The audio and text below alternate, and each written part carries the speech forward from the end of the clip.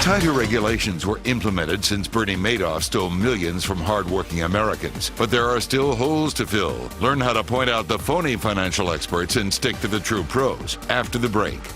Can you believe it's been almost 10 years since Bernie Madoff was arrested for stealing billions of dollars from Americans? And Madoff's behavior forced the federal government to tighten up and protect consumers around the world. So how can you make sure your money is always safe? Because there's always some kind of people out there. Kyle Winkfield of OWRS firm in Rockville is here to help us. Kyle, it's crazy to think it's been almost 10 years, but in that span of time, people sometimes forget what he did. Yeah, they do forget what he did. So the first thing is, let's do a reminder here. Yeah. He stole $50 billion. Yikes. With a B, 50 billion bucks. So the reason he was able to do it, it's all in the paper. So Bernie had been stealing money for decades, and back in the day, if you recall, the only way you could check and balance your account was you got a paper statement. Right. And so he was known to manufacture those paper statements, and that's all you had. So as a result, I just want people to understand what he did and the way he did it, it can't happen again. It just can't. Because of the new regulations and just the advancement in technology and everything we've had. Correct. So with the new regulations, when I think about new regulations, I think of Madoff like a storm. So the last storm that I really think about where people rebounded for the better was Katrina. So you go to New Orleans, their levees weren't great at the beginning of Katrina, but after that they learned from it and they strengthened their levees. So let's go back to money here in the financial regulation.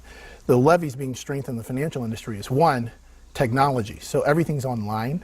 So you can double check, and paper is just kind of a afterthought. More importantly, when you're writing a check to invest, you're writing that check to a custodian.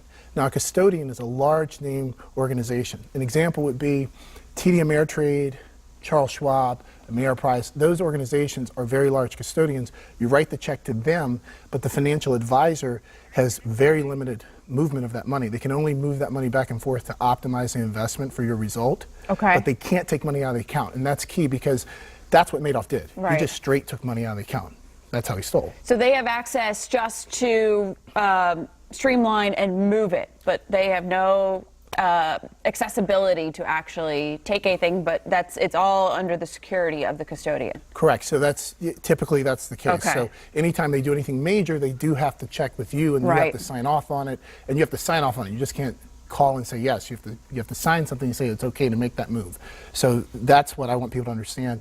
In today's environment, things are stronger than ever. And so you can invest with confidence. Yeah. Have the confidence there, the reassurance there, and some people may think it's so many steps you have to take, but it's all for your security, especially when you think of it in technology. Even that's scary. But the way that you're saying the regulations have been increased, checks and balances are there, the technology's okay. It makes it easier for us to follow it and to check it, but it's still secure. Very. Actually more secure than it was in the past. So again, a lot of people think about identity theft and all that stuff. When it comes to the financial services industry, the way it's on it literally is on lockdown for your safety. So when you're going to open up an account, you might be annoyed by the amount of paperwork. Right. But just keep in mind, that's for your safety, so you can invest with confidence and still hit your goals. That's your livelihood that's protected through all that. Okay, so if somebody, the next step for them in terms of finding a financial advisor, I know going out there can be so overwhelming. You have so many different people. So what is your tips for a person to find a financial advisor they could have confidence in? Well, when I think about that, I always think about physicians and doctors. So when you're looking for a physician or a doctor, the first thing you're looking for is a doctor that specializes in what you need. Okay, because all physicians, they may have an MD, but they do different things. Right. So find an advisor that specializes in what you need. So if it's retirement, most likely you're going to be looking for someone who specializes in retirement income planning. Moreover, credentials matter, but let's don't make that the end-all be-all. Because they have to have the credentials, they have to have the experience, and they have to have the reputation. Because Bernie had the credentials. Bernie had incredible credentials and incredible credibility, but people let that be the end-all be-all, and no one really checked him and really connected with him on the level that would make you ask questions. And so what you want is you want to find an advisor who you connect with, just like when you connect with your doctor. Because not with a doctor, you're talking about your life. With an advisor, you're talking about your life savings. So you want to connect, and you want to make sure that advisor has a heart for what you're trying to accomplish, and that they're going to be transparent, and that they're going to give off that feeling, and through action, they're going to be with you every step of the way.